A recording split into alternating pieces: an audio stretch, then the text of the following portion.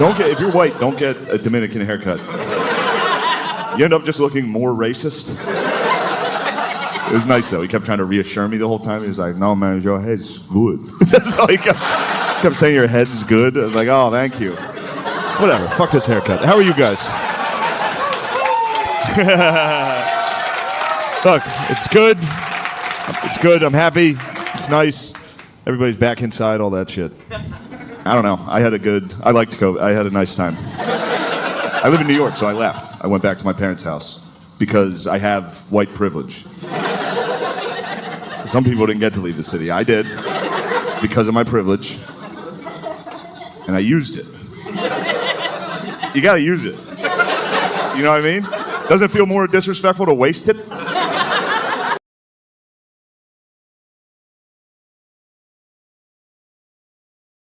Weird about it. No, I guess not.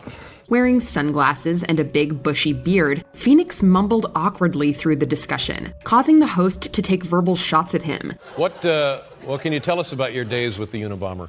While this turned out to be a spoof for his mockumentary, I'm Still Here, the media genuinely believed Phoenix was having a breakdown, and producers stayed away from him. But you're not going to act anymore? No. Huh. Why is that? I don't know. The actor admitted in a later interview that the quality of scripts sent to entice him had vastly dropped after the stunt. It took several critically acclaimed projects to put Phoenix's career back on track. Thank you for letting me come on the show. Yes, well, we've been dying to have you back a year and a half. Number 19, Belle Gibson. Are you prepared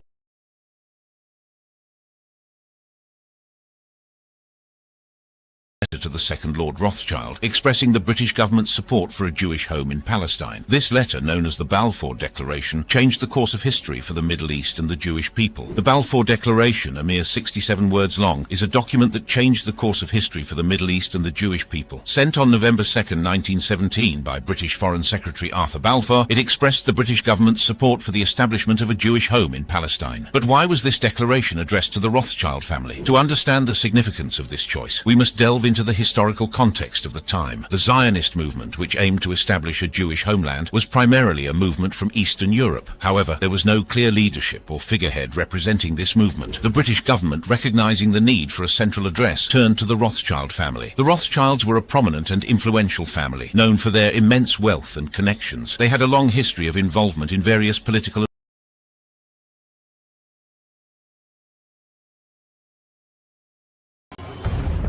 The world within these walls was inconceivable.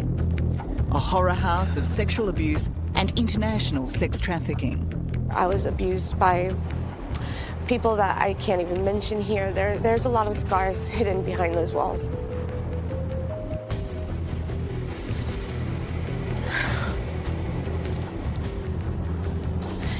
It should be ripped down. It should be burned to the ground. Some of my worst memories are from this place. Do you solemnly swear the testimony you're about to give will be the truth, the whole truth, and nothing but the truth, so help you God? Yes, I do. Jeffrey Epstein led a privileged life. His extraordinary wealth on show around the world. He had his own fleet of planes, a private island, ranches,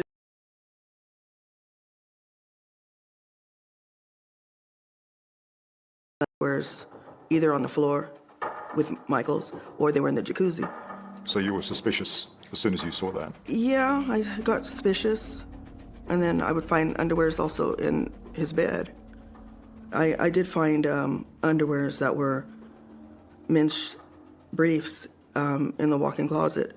And they were, I don't like to say this, they were like crunchy, hard with yellow stains all over them. I didn't know who they belonged to because the little boys started wearing Michael's briefs and they would leave their underwears inside his drawer. The more Adrienne saw, the more convinced she was that Michael Jackson was a predator. A feeling she says was shared by other staff at Neverland. There was a lot of Vaseline in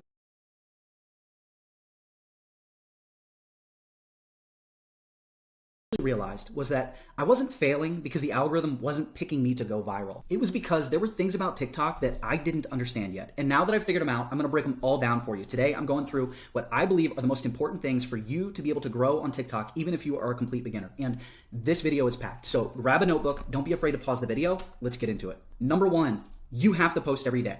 This is number one because, one, it is the message I needed for myself today, but it's also the most important thing that you can do.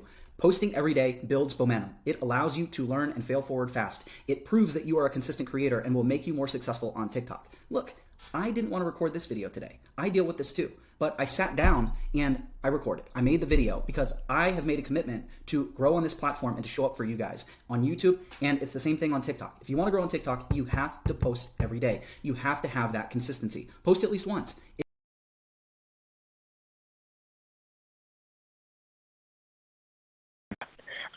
My friend is staying with me, and I just walked in, and she's laying on the bathroom floor, and there's blood everywhere, and I don't know what happened. Is she awake?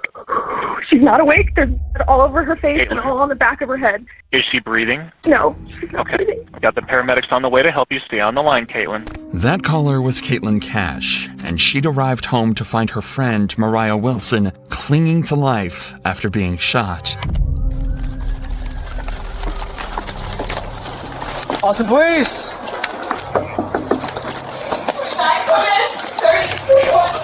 Wait. Do I stop? What? I don't know what happened. I just walked in on her. Sit up. Okay. One second. Let her get up.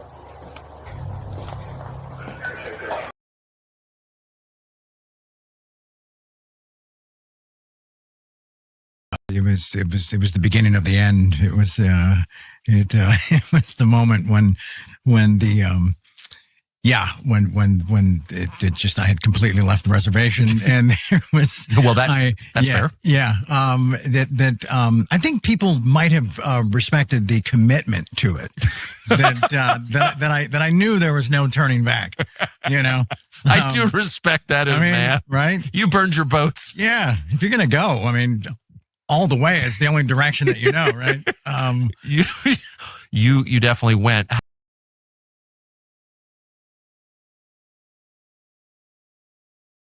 Weird about it? No, I guess not. Wearing sunglasses and a big bushy beard, Phoenix mumbled awkwardly through the discussion, causing the host to take verbal shots at him. What can you tell us about your days with the Unabomber? While this turned out to be a spoof for his mockumentary, I'm Still Here, the media genuinely believed Phoenix was having a breakdown, and producers stayed away from him. But you're not going to act anymore? No. Huh. Why is that? I don't know. The actor admitted in a later interview that the quality of scripts sent to entice him had vastly dropped after the stunt. It took several critically acclaimed projects to put Phoenix's career back on track. Thank you for letting me come on the show. Yes, well, we've been dying to have you back a year and a half. Number 19, Belle Gibson. Are you prepared?